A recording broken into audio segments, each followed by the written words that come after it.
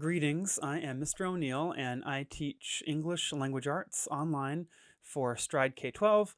I also coach chess and a few other esports for Stride K12. And we'll take a look at the Week 3 Club Arena for the K12 Esports League. And we'll go into the club events page. And we've had a total of 10 events, 10 arenas, rather, for the K12 Esports League between this year and previous years. And I Rolled You has now won 7 out of 10 events, arenas, for the K12 Esports League. And the latest one, which just wrapped up today, January 28th, 2026. And you can see here, I Rolled You had 57 points, 15 wins, no draws, no losses. And Budgie 10 came in third. A lot of times Budgie 10 will come in second, but this time Budgie 10 had 2 losses and came in third. The Lemur Jedi, Trocador, the Lemur Jedi, had 12 wins, had a very strong showing, and came in second. And the Trocador Lemur Jedi has been playing well coming into this round, coming into this arena, and they really started to come on strong week 1 and week 2. Much stronger than previous seasons. So really cool that the Trocador Lemur Jedi seems to be improving this much, that they were able to take second place in the week 3 arena. And then all the usual suspects round out the top 10.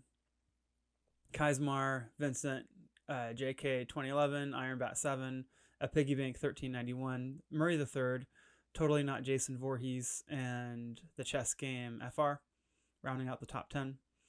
Kaismar usually isn't in the top 10 off the top of my head, so that is kind of a surprise, but pretty cool. And altogether, we had a bunch of players participate. If you go to the second page and scroll down, we had 37 players altogether. So really strong participation, 37 players for week 3. And we'll take a look at the first game between Budgie 10 and I Rolled You. And we'll start back from the beginning. We have a Queen's opening.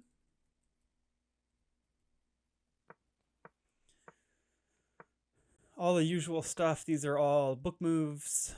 And then a lot of times you'll see this move to discourage queen to b6 because the queen to b6 likes to put pressure on this b2 pawn, especially if white's playing the London system where the bishop is on f5 or f4 rather. But in this case, since Budgie 10's not playing the London, the bishop's still here to defend, then that's not so much of an issue. But the point of playing b3, I imagine, is to discourage this. Because I Rolled You might want to get c5 in, or c4 in rather, eventually. So we just have regular development, getting the knight developed, getting the bishops developed, all really good principles of chess, getting your knights and your bishops developed early. And then instead of doing the London stuff with the bishop on f4, we have the bishop on b2 instead, which is very normal setup for the bishop. And the engine's saying that it's good to to go after this exchange, either for white or for black. But eventually we get it for white. And then, so the point is that in this position, the point is that it's better to take, because then you open up this line for your, long term. Maybe you can get your rooks over to the c file, and then you can start putting pressure on this pawn, on the c pawn, long term. But it's not quite so simple, because the engine is still saying that this is basically even, 0.1 for white. So we do get the exchange. And then if it was me, I probably would have done this just to lock down just to lock down the the queen side, but then you also have the issue of this backwards pawn. So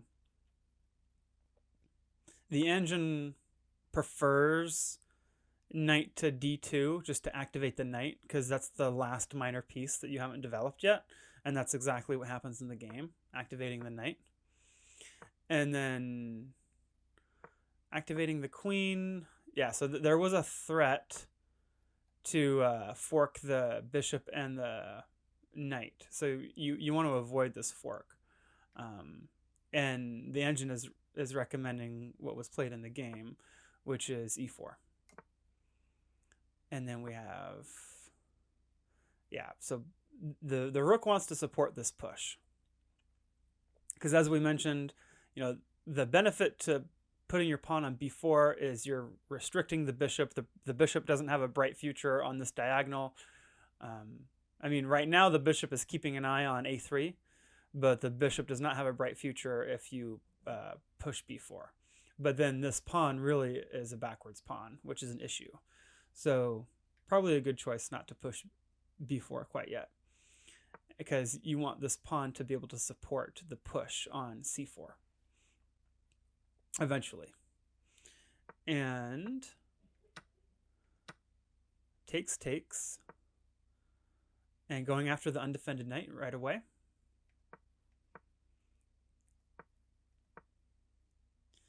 Adding some extra pressure here.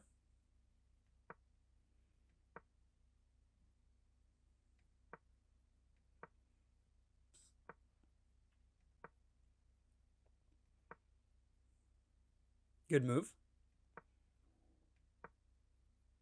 Now, the issue with this is you're putting your king on the same diagonal as the bishop. So we'll see that later in the game. The engine actually prefers rook to d8, just because this is a semi-open file, and you want your rooks on semi-open files. So it's a good idea to keep your other rook on e8, because this rook is going to support this pawn once this bishop moves out of the way. And then this rook is going to put pressure on the d file. So,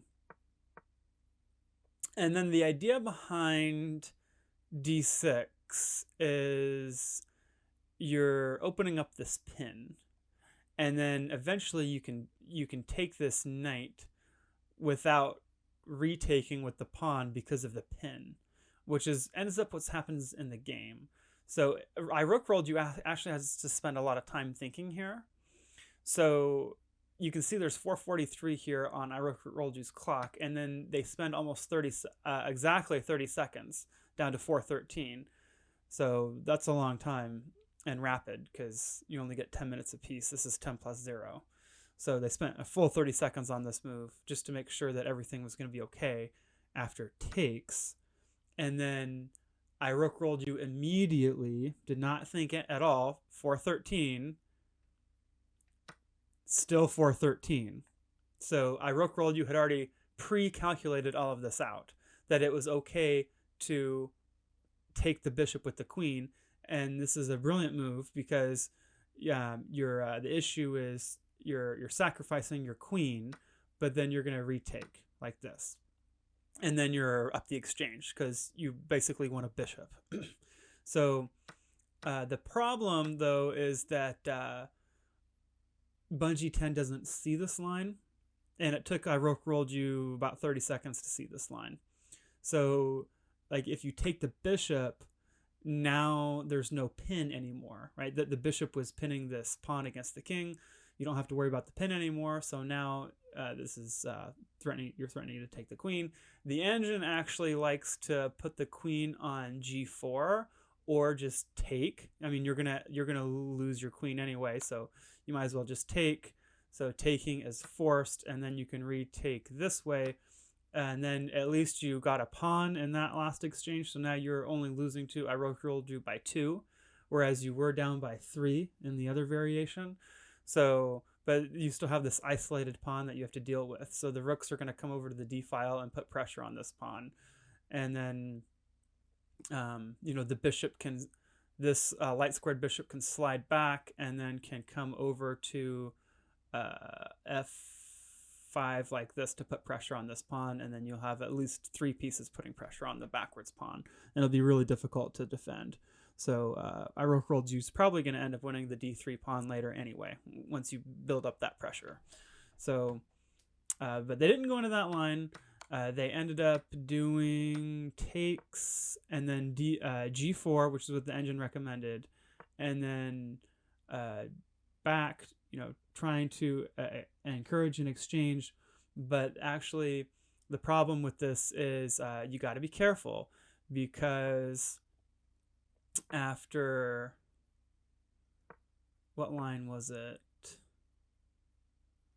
There was a line where Budgie 10 had a winning position and missed it. Oh, I think it comes a little bit later. So they avoid the exchange, and which is good by Budgie 10, because when you are down material, you want to avoid exchanges as much as possible, because you'll have more opportunities for tactics to win material back if you keep pieces on the board. So good job by Budgie 10 keeping the queens on the board. And then going after the bishop, going after the queen, takes, going after the rook. So smart by I rook rolled you to go after the rook here. And then rook lift, takes. This is a losing position for I rook rolled you, but Budgie 10 didn't quite see it. So remember when I said you want to keep queens on the board and keep material on the board when you're losing, because then you'll have more opportunities for tactics? Well, this is an exception to that rule. So if you take, then this is a forced mate, because remember, Budgie 10 has already done this rook lift. So because of the rook lift, the rook is ready to come over to the H file and coordinate with the bishop on H8 to deliver checkmate. And long term, the king is going to be trapped by his own F7 pawn. So this is forced mate in 2. So check, king has to go to G8, and then there's checkmate. And the king's got nowhere to go. And the F7 pawn is trapping the king. So really nice checkmate. But this did not happen in the game, and Budgie 10 missed this line. And reasonably so, because Budgie 10 only had a few seconds on their clock, 26 seconds to be exact. So what happened in the game was takes, and then slide the queen back, have to defend, but there's a double attack on the pawn. So this forces a queen exchange, and then takes.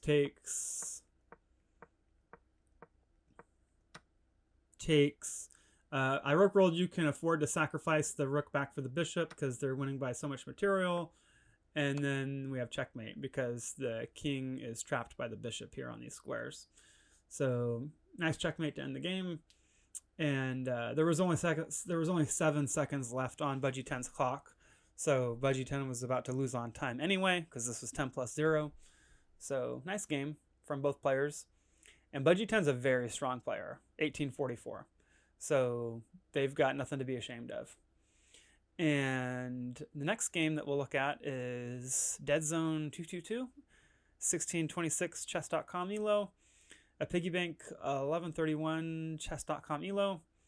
And we've got a Queen's opening, which is a nice change because a lot of these games have King's openings. So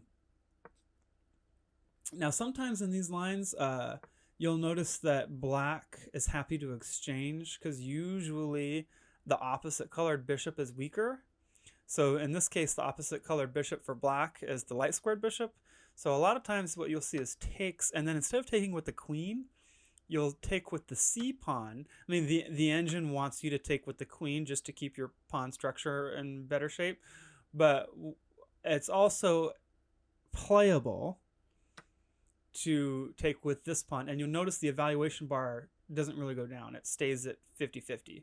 So this is still a very playable line to take with the pawn instead of with the queen, because the point is, even though you have doubled pawns on the D file, it's actually kind of worth it in the long term to have doubled pawns on the D file, because what you'll do is eventually you're going to push takes, and now after takes, you've got two center pawns in the middle of the board, and black doesn't have any center pawns, or black is only going to have one center pawn left on the D file and the E file, and then you'll have 2 pawns on the D file and the E file.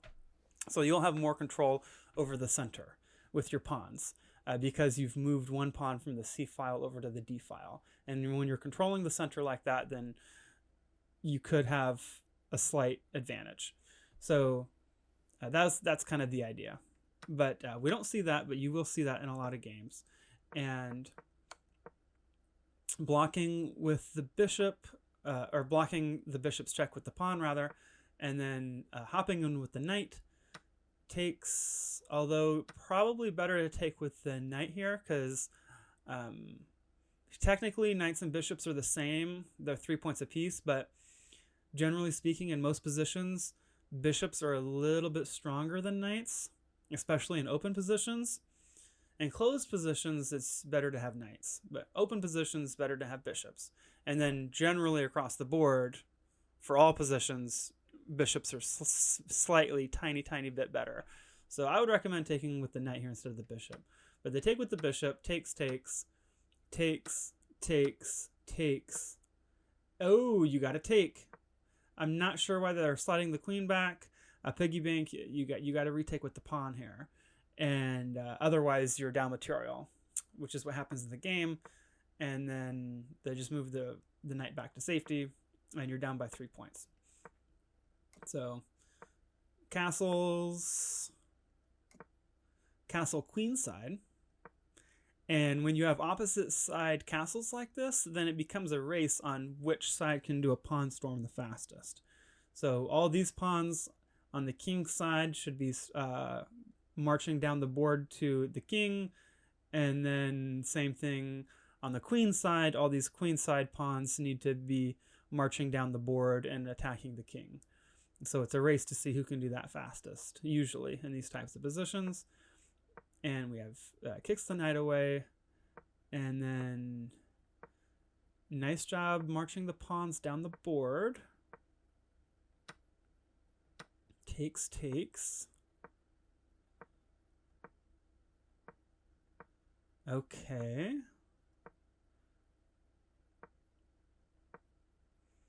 Still marching the pawns down the board, looking good. Doubling up on the G file. Going after the undefended H pawn, very nice. Takes. Going after the rook, or the rook being used to go after the knight, so the knight has to go back. Okay, so now you have a passed pawn of your own. You could take. This is smart. I like where this is going. So each rook is 5 points. So the 2 rooks together is 10 points. And then the queen by herself is 9 points. So in theory, if you exchange your queen for 2 rooks, then you're winning that by a point. And then the engine really likes white's position here, because you're getting close to promoting this pawn. And then, ooh, nice. Very nice. So this is a pin. And the rook is pinning the queen against the king. So the queen obviously can't move because you can't put yourself into check. And then we have takes. And then this pawn is promoting to a queen. The knight cannot stop it because the knight is not on the correct square to stop it. And takes, check, takes. And then it should be elementary from this point forward. That's a fork, forking the knight and the king. Takes, and then black has to resign here. Really nice game from a piggy bank 1391. They were losing by a minor piece, and then they came all the way back to promote that H-pawn. And black's H-pawn was undefended, and they took advantage of that. So they had a really nice pawn storm on the king side. And their queen side castle kept their king nice and safe for the whole game. And they even had Luft for their king right here on C2 and on D2. Luft is like extra breathing room in case you have any checks. You can move the king up. So, okay. we'll go to the next game. Totally not Jason Voorhees and Keismer. And Keismer finished 4th, I think, if I remember correctly. And this is actually a line that I like to play. So we have a King's opening. And it doesn't matter if I'm playing as black or white. I always start with the Queen's opening. And if I'm playing as black, I like to play with this Scandinavian defense, is what it's called. So the idea is you're challenging white's center pawn right off the bat. And when white has a King's opening like this, their pawn is always going to be undefended at the beginning with this King's opening. So as black, you're saying, okay, your pawn's not being defended. I'm attacking it right off the bat. And we have takes, developing the knight to go after the queen. And then if you're continuing with the Scandinavian, usually you want your queen on a5, which seems like a weird square to have your queen. But then what's going to happen is like you'll develop this bishop here, and then you'll put this pawn here, and then your queen can eventually go back to the starting square. But the whole point of having your queen here is you're trying to provoke this stuff. Because white's going to say, oh, black has their queen on a5. I should attack the queen with my dark squared bishop by putting my dark squared bishop on d2. Well, if you're black, that's exactly what you want. Because when the dark squared bishop is on d2, then now all of a sudden you're not defending this b pawn anymore. And then there's lines where black can attack this b pawn. So then the Scandinavian defense is kind of dangerous for attacking this b2 pawn and then going after the knight and the bishop and other lines as well. So instead we have queen just retreats back to her starting square, and then creating a pin. So the knight is pinned against the king. We have another pin against this queen. Breaking the pin by putting the bishop on d7. Nice job. Takes. Yeah, you got to be careful. And we had just talked about that b2 pawn being undefended in these types of positions. As soon as you move this bishop off of its starting square, you're not defending that pawn anymore. So you got to be careful. And that's what happens here. And you also lose your queen because knights can move backwards. So, probably just take the knight right away. Yeah, you don't have to move the rook there. You can just take the knight because your pawn's already attacking the knight. So you can just take the knight right away.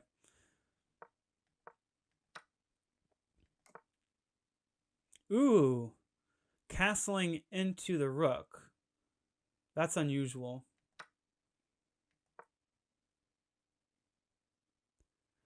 Although you could just slide this rook over, and then now you're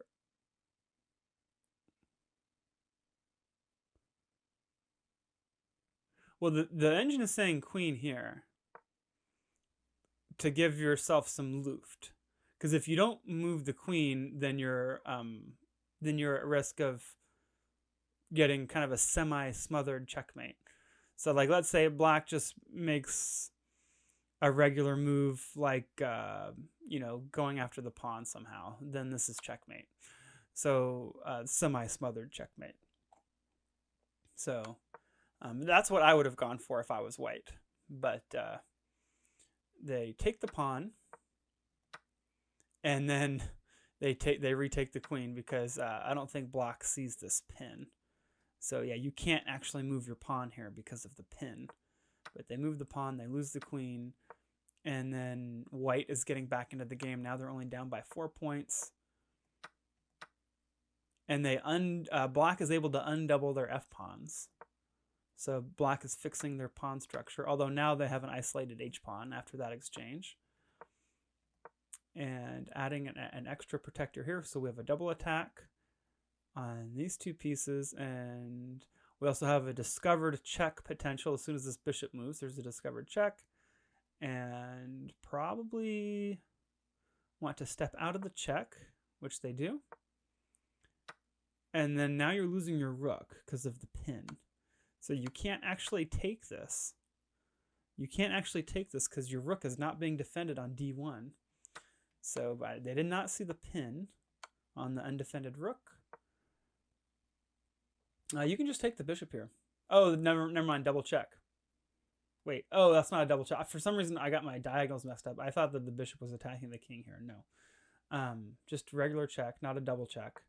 So king has to move out of the rook's vision, and then going after the rook, check, and then white resigns here because they're down by 9 points. So good game from both players, and they're both pretty evenly matched. Both in the 700 range for chess.com elo. And Keismer, even though Jason Voorhees lost this game, they still had a good showing overall, and they've had good showings in previous arenas as well. So, and we've analyzed several other games in the past. So good games from both players. All right, so we got the Lemur Jedi, the Trocador Lemur Jedi against Admiral Aqua. And again, both players in the 700s for chess.com elo. And we have a King's Opening. And almost have a 4 knights, not quite. Okay, now we have a 4 knights in the Italian game. And castles, all normal stuff so far. Although this bishop does not have a bright future, because usually you want to develop this bishop to g7 if you're committing this pawn to d6, because then you're restricting your bishop's development. Because usually you want your bishops either here, here, here, or excuse me, here, here, here, or here. Those are the normal development squares for your bishop. So if you're already saying, okay, my dark squared bishop's not going to go to c5, then you're kind of committing yourself to putting your bishop on g7, but then it's kind of awkward to put your bishop on g7 if this pawn is already on h6. So if you want to have a King's Indian, then this pawn needs to stay on h7, not go to h6. Otherwise, you're weakening your king side. So takes. And now we have strong center potential, because now black has 3 pawns in the center, and white only has 2 pawns in the center files. So that could potentially give black a small advantage in the future. We'll see how it goes. Takes. Now black has 2 pawns in the center to white's only 1 pawn in the center. And you can see how black is really clamping down on the center here.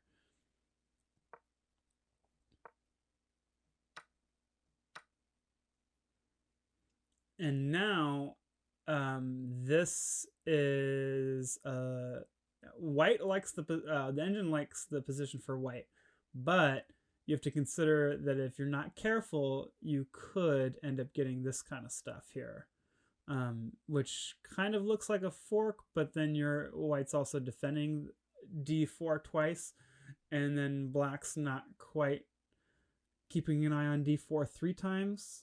You know you want to attack a square more times than your opponent if you're going to push like that. So we have takes, and now you only have 1 piece with X-ray vision on d4. So now you really can't push quite yet. And then going after the queen, smart. Takes. Smart to take with the rook, so you can still castle kingside if you want to castle kingside.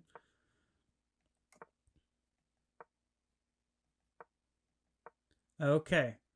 So like if you take, then the bishop has to take, and then you can slide this rook over. So like what I would have done if I was black is takes. Let's see. Takes, slide the rook over.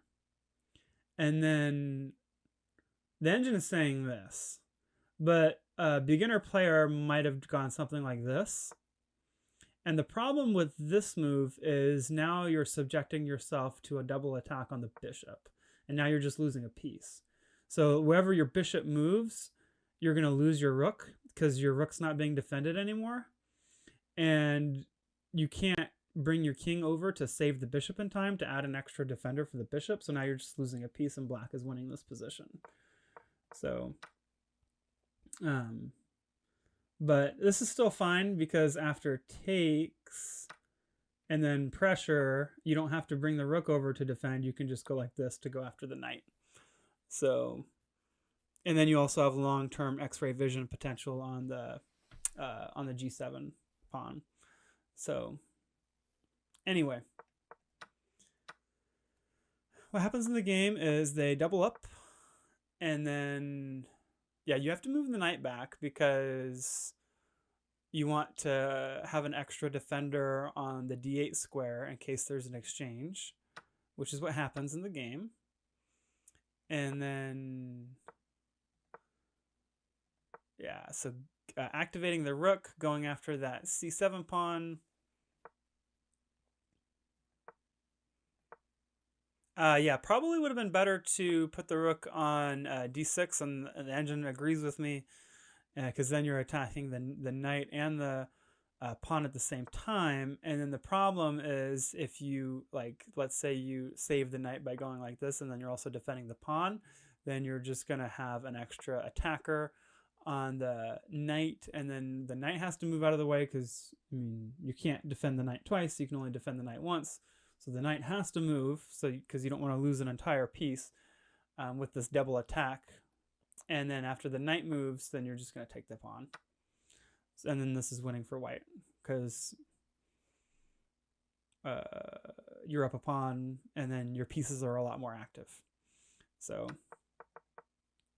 what ends up happening in the game is the rook does not go to d6, goes to e5, and then takes. I mean, you can take this pawn, you can take this pawn. You've got your choice of which pawn you want to take. So takes. Now you're up by 2 pawns. Takes.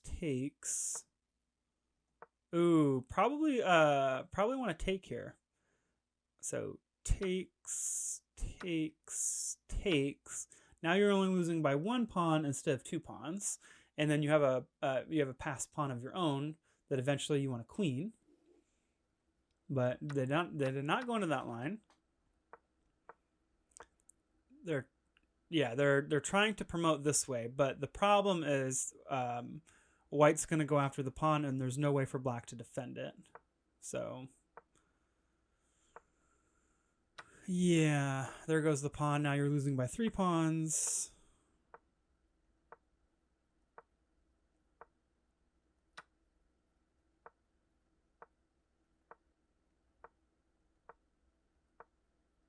Now white wants to promote. That forces an exchange because your rook is not being defended. So takes.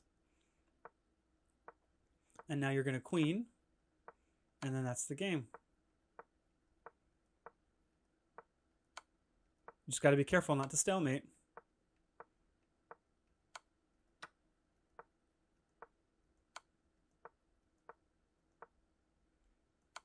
There you go. There's checkmate. All right. We'll take a look at the next game. Rift Bando 611, Anvoid 614, chess.com elos, and we have a King's opening. 4 knights variation. Something you don't see every day. King's opening, 4 knights variation. And a lot of times you want to take with... okay, so the engine is saying it was good to take with the center pawn, but a lot of times conventional wisdom is to take with your outside pawn. And then, like, you can open up this file for your rook, and then usually you want to take towards, you want to capture towards the center of the board with your pawns. So anytime you have an opportunity to make a capture with your pawn, you normally want to capture towards the center. So that gives you long-term advantages to controlling the center of the board. So controlling the center is just an important principle of chess. And they take with the center pawn, which the engine likes, and it'll open up like this file. It's like a semi-open file on the D file now. Because once your queen gets out of the way, you can slide your rook over, and your rook has some vision on the semi-open D file. Maybe that's the reason why the engine likes it. And takes. Good job taking with the queen instead of the pawn, so you're not ruining your pawn structure on the king side. And then have to move the bishop because the bishop was being attacked. Takes. Taking the bishop, but then the problem with that is you're running into checkmate. So I don't think that Rift Bando quite saw the threat of checkmate there. I mean, it's nice that you're winning by 3 points temporarily after taking the bishop, but you've got this battery. The bishop's defending the queen on the battery. So that's a really fast checkmate and good game from both players. We have James 317349, chess.com Elo 529 with the Michael Keaton 1989 Batman movie profile pic for chess.com. And then we have Viper Active 007 596, chess.com Elo. And I think that's some kind of dragon on their profile pic. But going for the Indian defense right away, it looks like, because like you want to put your bishop here and then castle kingside, and then delaying. So this is a gambit because your pawn's not being defended at all on c4, so you've got no way to recapture on c4. So this is a gambit.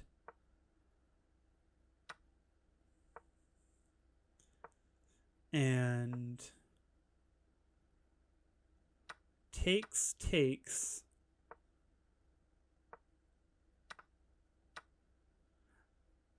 I probably would have taken with the pawn, and then the engine says take with the pawn too, because then you're connecting your center pawns. Does that make sense? So you take like this, and now these pawns are connected. Yes, you have an isolated A pawn, but it's worth it to have the isolated A pawn when you're connecting these center pawns. I mean, I guess technically the C pawn's not a center pawn, but it's close enough to the center that it's going to help support your center pawn on the D file. So, yeah.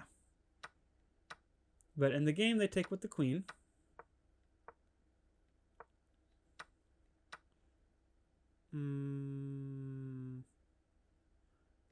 Yeah,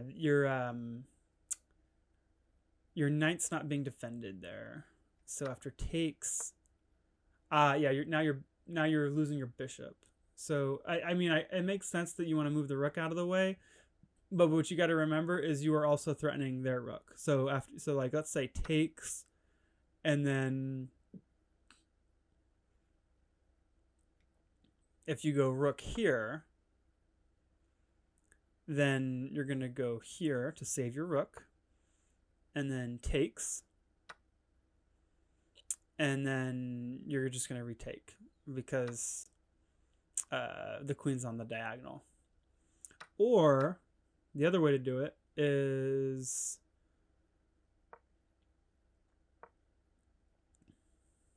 takes, and then bishop's going to go here, and then black is getting ready to castle queenside. I mean, you could go here to prevent the castling, which is one of the top engine moves, but yeah, this is an even position from here, and the game moves and the game goes on. But what happens in the game is takes, save the rook, and then now you're losing your bishop. So now Viper Active 007 is winning by 4 points. Takes, castles, and it's going to be difficult for James to come back from this position. Takes, The pawn's not being defended, so they take that. This is a fork. But you're not quite losing material here because, I mean, it looks bad that you're getting forked with the knight going after both rooks at the same time, but you can exchange and then takes, and then this knight has to go move to safety. Can't go here because then you're losing your rook. Can't go here because then you're losing your rook. Could potentially go here, but then you've got this, and now you're forced to go here. So, I mean, your rook is just running out of good squares to go to because you don't want to lose your rook since you're already down by 4 points. And it's just a really tough position. And what happens in the game is you get forked that way instead. I mean, you could sacrifice this way, but then you're still losing a rook. So it's just, I mean, all roads lead to Rome here. So you're getting forked this way instead, and the king moves, and then you're losing that rook, and check, and then now you've lost both rooks. So then they just resign from this position. But good game from both players. And I think James has been improving. I think James was in the 400s at one point. So now that they're in the 500s, they've been improving, and keep up the good work. Budgie 10 and Keismer 791. And you got to be careful because when you're playing lower rated opponents, it can be tricky not to be overconfident and stick with good principles, stick with good ideas, even if you're playing a lower rated player. And hopefully Budgie 10 learned that lesson here. So we've got Queen's opening, takes, developing, but there's a double attack right off the bat. So you're not taking care of the double attack when you should be taking care of the double attack. So Keismer already has some pressure as black, mind you. As black already has pressure in the center. So takes, not taking the queen. So takes, you want to take, it's good to take with the knight here because you don't want to lose castling rights. But you're nowhere close to being castled because you still have to move a pawn and a bishop before you can castle if you're white. So activating a bishop, but not the right bishop, because I mean we really should be activating this bishop, like pushing this pawn, activating, and then castling just to get your king to safety. I mean that's what we should be doing here, right? So, but we got the other bishop moving, and then castling queenside immediately activates this rook. So I mean this is already starting to look scary for Budgie 10 because the rook is activated on a very open file. The a light squared bishop is activated on a really nice diagonal through the center of the board. The knight wants to come into the game. I mean, it's just crazy. And I'm not sure why they would put the other rook on d1 because now you're losing castling rights if there's an exchange. But we have a capture, takes, the knight is activated, so you're moving the same minor piece twice, which is violating a chess principle because another chess principle is don't move the same minor piece twice before you've got your other minor pieces activated. So your rook on h1 not activated, your bishop on f1 not close to being activated because it's got pawns blocking it. So but you know, I guess they're deciding they got to move their other knight first. And takes, the bishop is defending the knight. So that was the point. But now you're running into check. And you've lost your castling rights. So, I mean, you can't move your bishop back to defend. Because if you move your bishop back to defend, then you're going to have takes, and then you're losing your knight. So the bishop is tied down to this diagonal to defend the knight because you don't want to lose the knight to the king. So you basically have to move the king so you can save your knight with the bishops tied down to the diagonal, and then now the other knight's coming into the game, coordinating with the bishop, and also threatening this really nasty fork. So the Budgie 10 sees the fork coming and slides the rook out of the way. And Budgie 10's like, okay, I gotta save my rook. I gotta move my rook out of the way. And we have check. The problem with putting your king here is now you're running into nasty discoveries with the knight. So, for example, well, the engine actually wants you to put your king here, but then you're running into some nasty discoveries. So check, and then your king can escape up to b3.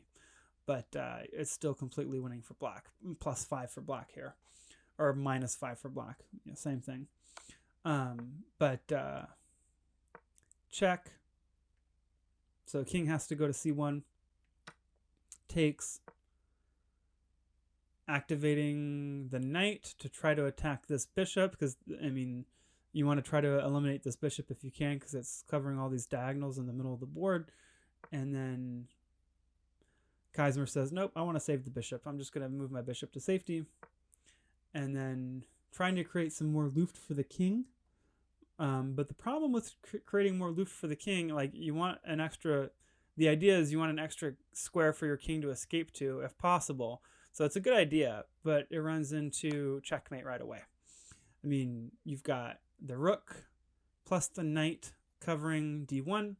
You've got the bishop covering the light squares, and then the dark squared bishop is covering the dark squares. So, and then the rook is covering the rook is covering d2.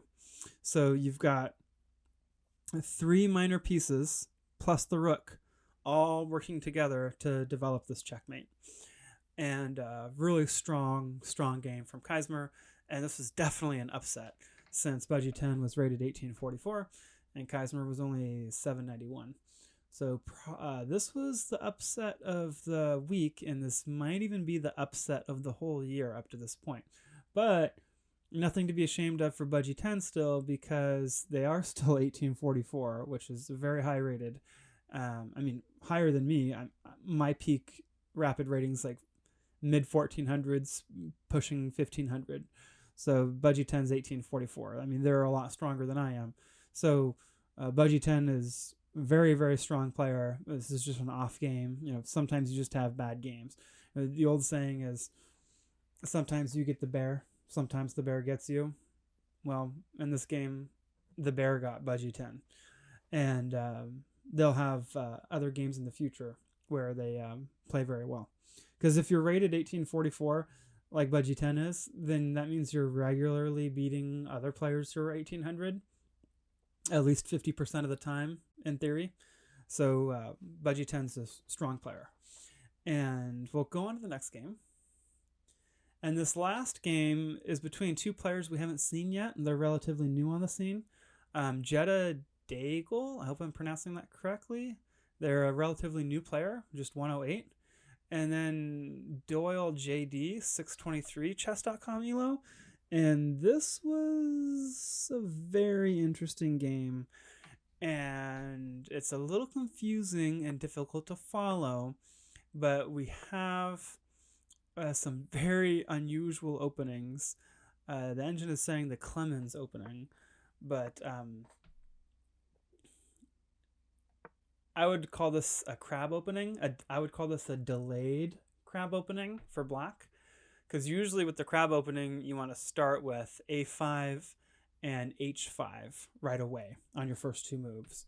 But this was a transposition into the crab opening because they had b6. And normally you don't have b6 as an in-between move. Normally you just have a5 and h5 right away. But this in-between move with b6 is kind of a delayed transposition into the crab opening.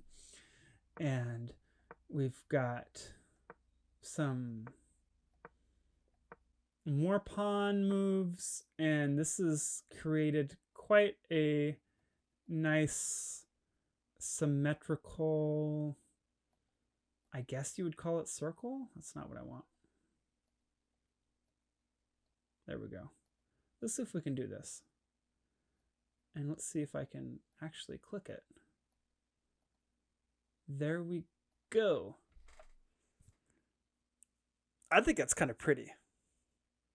From a chess perspective, it's a little artistic. It's a little pretty and symmetrical, in my opinion. But moving beyond the artwork and aesthetically pleasing nature of this position, we'll continue on. And we have shuffling, which you don't see shuffling very often in chess. You'll see shuffling more often in chess variants, but in traditional chess, you really don't see shuffling very often. But you'll see these rooks for black will shuffle back and forth, back and forth, back and forth, just waiting moves, right? So there's another rook shuffle, waiting move, and some more shuffling, which is unusual because like you could just like put this bishop on b7 and go after the rook right away. And same with white. Like white could put the bishop on g2 and go after this rook right away. Like, but this is a knight sacrifice. Maybe they were just trying to see if black was awake. I mean, black is just shuffling the rooks back and forth endlessly. So let's see if they're awake and just take the f7 pawn and see if they capture or not, which they did. So they are awake. And more shuffling, because, you know, what's the point of playing chess if you can't shuffle your rook, right? I mean, isn't that the whole point of playing chess? Just shuffle. Keep shuffling. And more shuffling. How about some more shuffling? You know what? We have not done enough shuffling yet. We should probably keep shuffling. And if you've never seen dancing in chess, this is the closest chess will get to dancing, is the rook shuffling back and forth. It looks a little bit like dancing. And meantime, white has advanced almost all their pawns, and look how exposed this king is. This king is very exposed. But I think maybe the other point for all this rook shuffling is Doyle JD has 6:05 on their clock. Meanwhile, Jeddah Daigle only has 3:36. So maybe the point is, hey, if I just shuffle my rooks and don't think about the position, I can just win on time. That's called playing hope chess. Hopefully, I can win on time if I just shuffle my rooks and don't think about the position. Takes. Takes.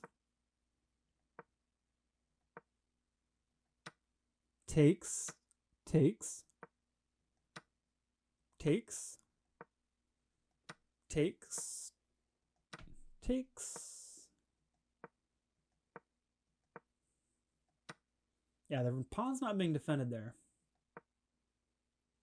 And that's a blunder, because this pawn's not being defended. You can just take it with the bishop right away.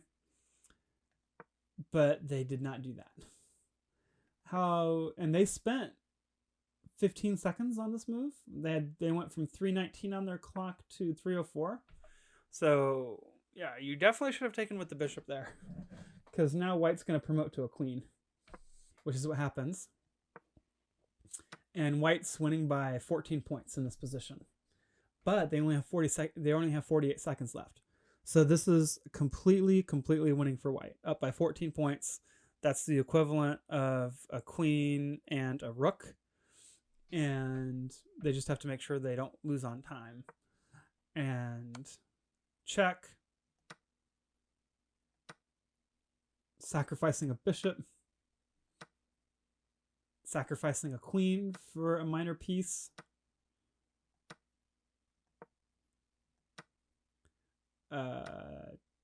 Retaking with the king.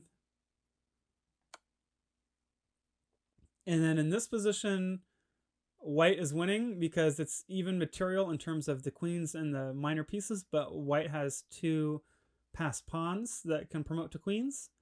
But the problem is this is 10 plus 0. And 10 plus 0, you're not getting increment for every move, obviously. So check.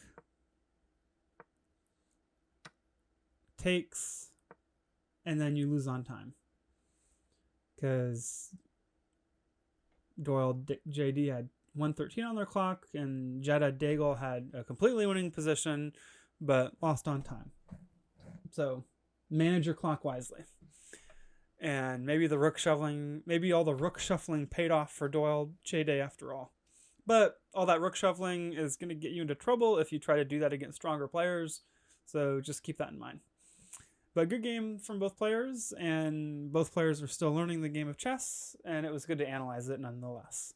And with that, we'll wrap up the analysis for week 3 of the Stride K12 Chess Arena, and have a good rest of your day.